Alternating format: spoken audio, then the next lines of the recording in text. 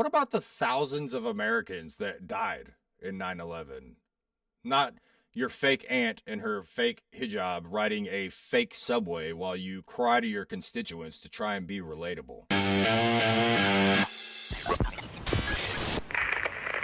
What's going on, everybody? Welcome back to the channel. It's not every day that a mayoral race in the United States makes national headlines. But what's going on right now in New York City is pretty crazy, and hopefully it's not an indicator of things to come. We're going to get into all of that. Mainly, we're going to focus on the outlier candidate, the candidate that people are saying may be bringing communism to New York City. Something I'm sure a lot of us never thought we would hear in our lifetime. Oh, how short people's memories are. We've got living survivors of communism that have fled communism that are preaching against this right now, but nobody seems to care. We are going to get into all of that tonight. We're going to do kind of a deep dive into Zohran Mamdani, who he is, where he came from, what he thinks about things, and what that could look like in New York City after the election closes. If you guys like this content, don't forget to like this video, subscribe to the channel, and share it with your friends. That's the quickest way for us to grow. Now, let's get right into it. The whole reason that I'm bringing this up right now is that early voting opened in New York about 4 days ago, say October 24th. And already we're looking at Mamdani with a major lead right now in early voting.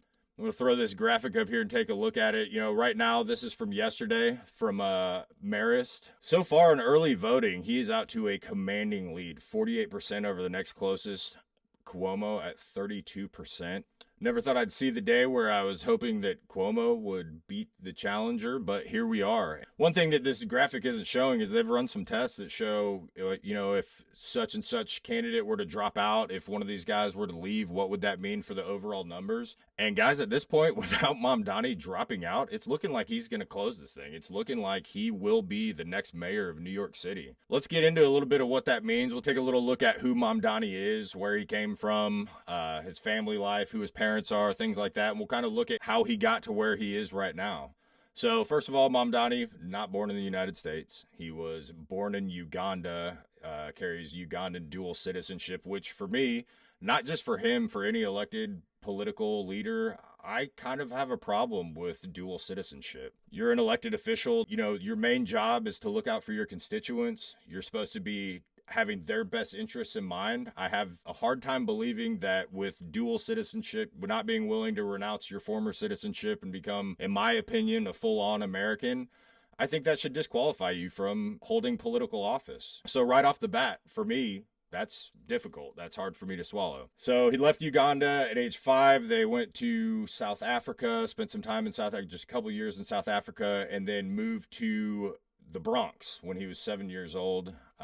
I know what you guys are thinking. You're like, oh, the immigrant story, poor disadvantaged immigrant moved to the United States. Not exactly what was going on with Mamdani.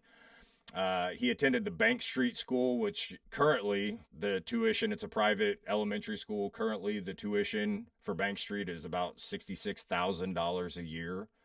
So draw whatever conclusions you have to from that. Doesn't seem like he was bootstrapping it, you know. After the Bank Street, he moved on to the Bronx High School of Science. Probably thinking, oh, Bronx High School, whatever. No, again, this high school, out of a ranking of the top 5,000 STEM schools in the United States, it came in at number 4. And that's private and public schools, number 4 on the list. So again, fantastic education. Not growing up poor. He's even said himself he feels like he grew up privileged, never had to want for anything. After graduating from Bronx High School of Science, he went on to Bowdoin College, where he graduated in 2014 with a degree in Africana Studies. I didn't really dive into that too much. Africana Studies, whatever. And just a little side note, something that I found interesting, not necessarily leaning on his political aspirations or development, I just found kind of interesting.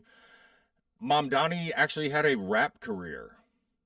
He used to go by Young Cardamon, became Mr. Cardamon, and he actually had to disclose that rap career because he's still getting paid royalties. And when he ran for New York City Assembly in 2020, it was enough income that he had to disclose that. So I feel like I would be remiss in my duties if I didn't drop this little bomb on you. Got a little clip from the music video here. We're gonna take a peek. We're gonna see what kind of bars Mamdani's got. It's a rap. Get the guap, spin the rack on your natty. Come through, give a dab to your nanny. If you really feeling good, spin a track for your nanny. Go ahead, make a rap for your nanny. All right.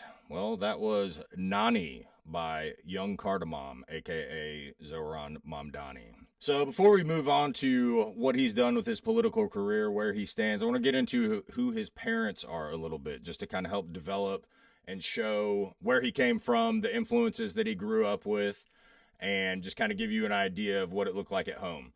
So his father is an academic. He is a college professor. Currently, he is a professor at Columbia University. I think he teaches some anthropology and some kind of government. And his mother is actually a famous filmmaker. So you say, okay, whatever. Why does it matter who his parents are? Let's just take a quick look at who his parents, what kind of influence he was growing up with at home. All right, let's just take a look and see what kind of influence Zohran Mamdani was surrounded by during his formative years at home growing up. America is the genesis of what we call settler colonialism. Abraham Lincoln generalized the solution of reservations. They herded American Indians into separate territories. For the Nazis, this was the inspiration. So, according to Zohran Mamdani's father, Abraham Lincoln was the inspiration for Hitler. That Hitler got his ideas of genocide from the formative years of America. Now, I know a lot of you will say, hey, a lot of kids grow up and they want to be different than their parents. Yes, I agree to some extent. A lot of people rebel. But during your formative years, when you don't really have your own opinion and you're just kind of going off of the world around you, a lot of what you learn and a lot of what you take in and digest and start to form your morals and your ideas are what you take from your parents. And the issue that I have with this is clearly anti-American sentiment. You know, the guy is literally, he's comparing Abraham Lincoln and what he did to Adolf Hitler and what he did. You know, the ideas of his father may not be the biggest idea in everybody else's mind, except for the fact that Mamdani has stated multiple times that he got his political aspirations, his motivations to get into politics based on the conversations that his parents were having at home. He said they were constantly conversing about politics, and that's kind of what sparked his interest.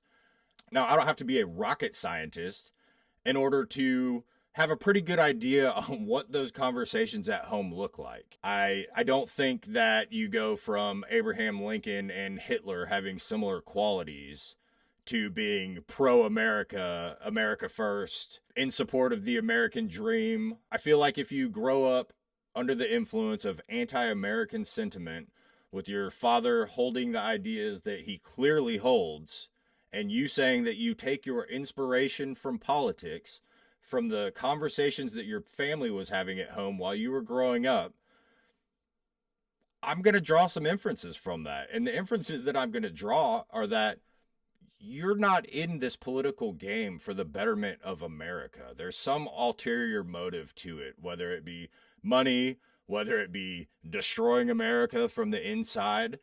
But growing up and claiming that those types of conversations were your inspiration for getting into politics makes me have a hard time believing that you're in it with the best interest of Americans in mind. So let's get into who he is a little bit, what his beliefs are. We've talked about his family's beliefs and kind of his examples growing up in his formative years.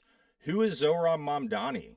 Well, first off, he's a self-declared democratic socialist. Now, a lot of people have been saying, oh, we're going to have New York City's first communist mayor. And a lot of people on the other side are saying, no, you're overreacting. That's not what it's going to be. This guy just has some ideas. He's going to give us free bus rides or whatever. You have to understand that straight from the mouth of Karl Marx, the father of modern socialism and modern communism, he used those two words interchangeably.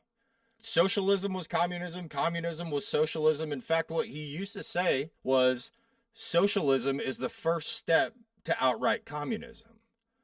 So if you want to play that game, then democratic socialism is the first step to socialism, which is the first step to communism. So all you people that think everyone's getting their panties all in a wad over this communism that's never going to happen, it's closer than you think it is. And when we get into some of his policies, you're going to see that a lot of these policies are one step away from communism or communism light. You know, they dressed it up, put a little lipstick on it, and called it something different, but they're sliding communism in the door out there. And you don't have to believe me if you don't want to, because we can take it straight from his mouth. He's not even ashamed of it. All right, let's get into this clip right here where he uses one of the ultimate taglines of communism. All right, so well, I'll let you decide for yourself. We are unapologetic about our socialism. There are also other issues that we firmly believe in, whether it's BDS, right, or whether it's the end goal of seizing the means of production. Wow. Okay, so we're just saying the quiet part out loud now. We're not even trying to hide it. He uses the words seize the means of production. That is communism. That's taking privately owned industries, privately owned companies, putting them under government control. So straight from his mouth. Proud of their socialism, and the end goal is to seize the means of production. That is Communism 101. He just told you straight from his mouth he is a socialist that wants to move towards taking companies and industries out of the private sector and putting them under government control for the betterment of the populace. That's a perfect segue to get into some of his actual economic policies, some of the policies that he's running on. These are things that he's got a lot of people excited for. They sound good on the surface. Oh, we're getting free stuff. The government's going to pay for it. No, there's no such thing as free stuff. Somebody's going to pay for it. So right off the bat, he's talking about socialized housing, taking a big pot of money, building a bunch of these little affordable homes and moving a bunch of people into them. So again, sounds great on the surface. A lot of people are struggling. I'm not saying that the housing industry is not currently an issue in the United States. It is. But again, building government-controlled, subsidized housing, someone's paying for that. And how does he plan to pay for all this subsidized low-income housing that they're going to build? Straight out of his mouth, he's going to raise taxes on whiter neighborhoods. Not making that up, his words. Whiter neighborhoods. He's actually talking about New Yorkers. New York City residents expect to pay 52% of your income in taxes. Yeah, that sounds great on the surface, but when you raise taxes on people to 52% is an astronomical number. Do you think these people are going to sit there and take it? There's a couple different arguments to this.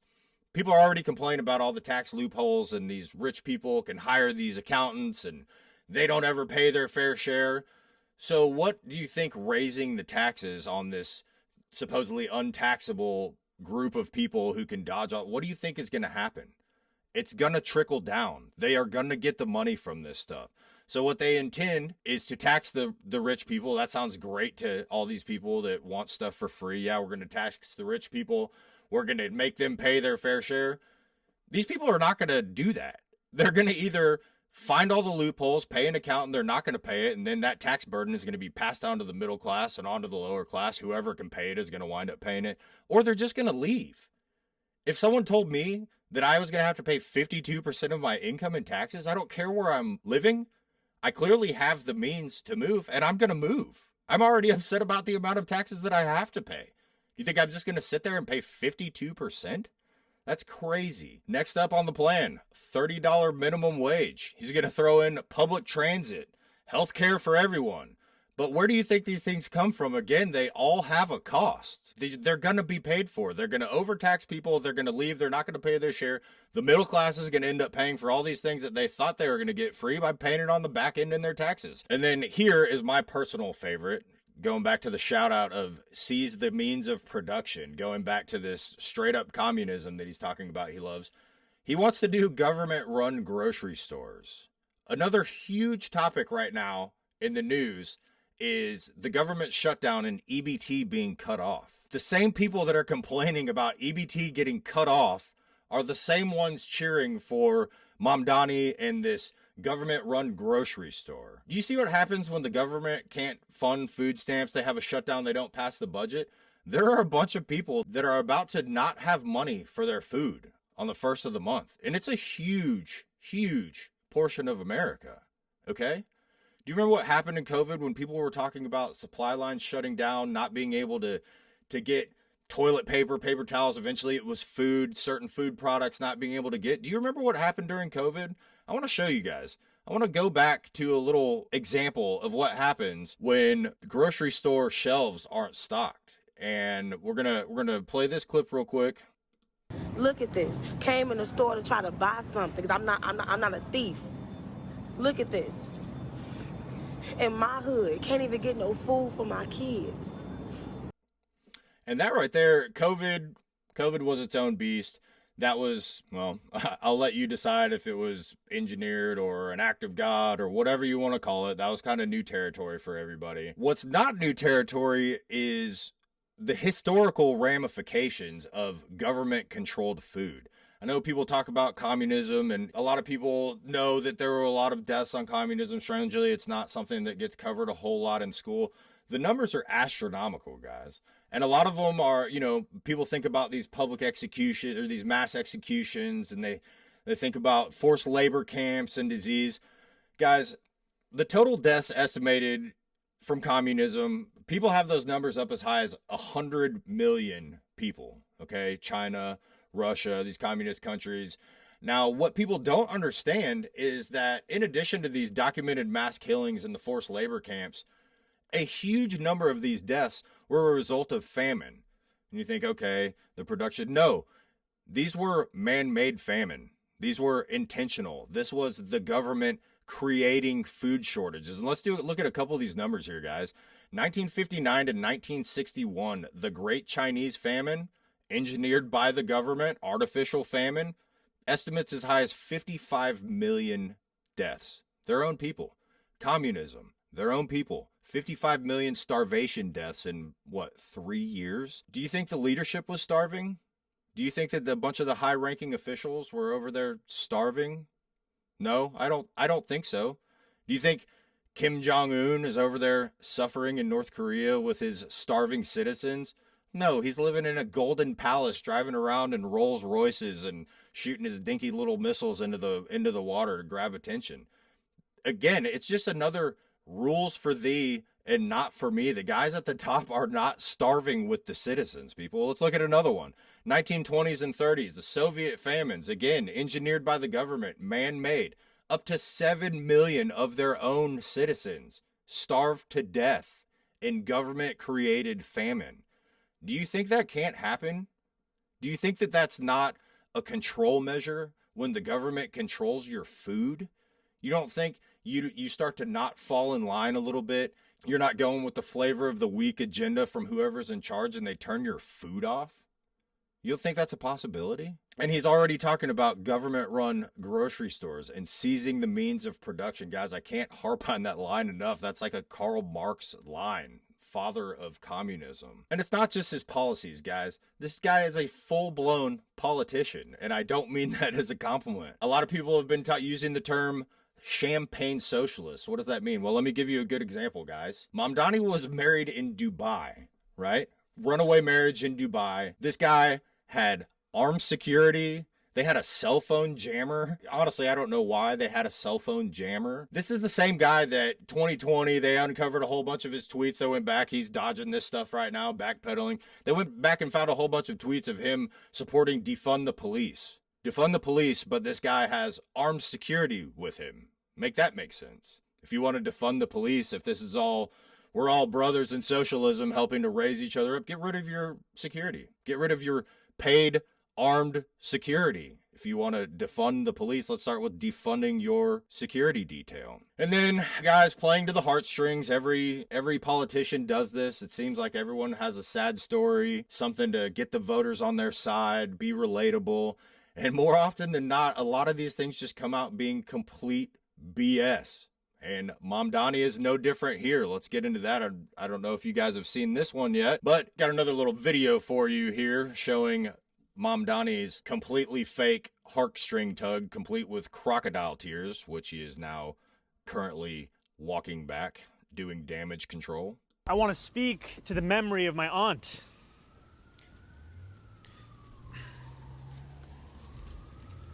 who stopped taking the subway after September 11th because she did not feel safe in her hijab.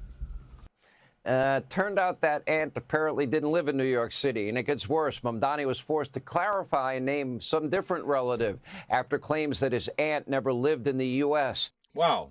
So, not only did she not wear a hijab and ride the subway, she didn't even live in the United States. During that time, she was living in Tanzania. And so now he's doing damage control. He's come up with another name. Oh, I forgot. It was another family member. This is who they are.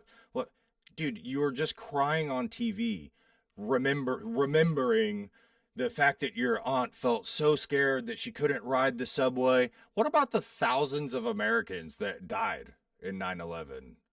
Not your fake aunt and her fake hijab riding a fake subway while you cry to your constituents to try and be relatable. And finally, what political candidate would be complete without some kind of donation funding scandal? And Mamdani's no different there. Let me put this up for you here, guys. Mamdani is currently under investigation for accepting money from foreign donors. Par for the course, guys. Just another politician. I mean, you guys think that he's some guy coming up from the low class to bring everybody with him and democratic socialism for all. We're all going to get free bus rides and only the rich people are going to pay taxes and the government's going to give us food. No, guys. He's just another politician. He is not here fighting for the everyman. He's not going to save New York City with free bus rides and $30 minimum wage. No, quite the opposite. At this point, guys, honestly, I'm kind of like, let's see what happens. You know, these people have been cheering for it. These people have been marching for him all over the country, social media. I'm kind of at this point, I'm like, let's let them run their experiment. Let's see what happens. I genuinely feel bad for the people that want to get out of there, that don't have the means to, that are stuck there by their job. They are not financially in a place to get out and avoid it, and they want to. I think we all know that the extremely wealthy are going to do what they do. They are going to insulate themselves in areas that are untouchable, or they are going to just leave. And so we will get to see how all these supporters deal with the fallout of rolling out a Mamdani mayorship. And guys, it's going to happen. I showed you the graphics. Got like a 12-point lead right now. It's not looking good. So guys, is New York done? Chat, are we cooked? Is it going to be the downfall of New York City? Are people going to flee? How's the experiment going to work out? Let me know in the comments. Don't forget to like this video, subscribe to the channel if you like the content and want to help us grow. And we'll see you next time.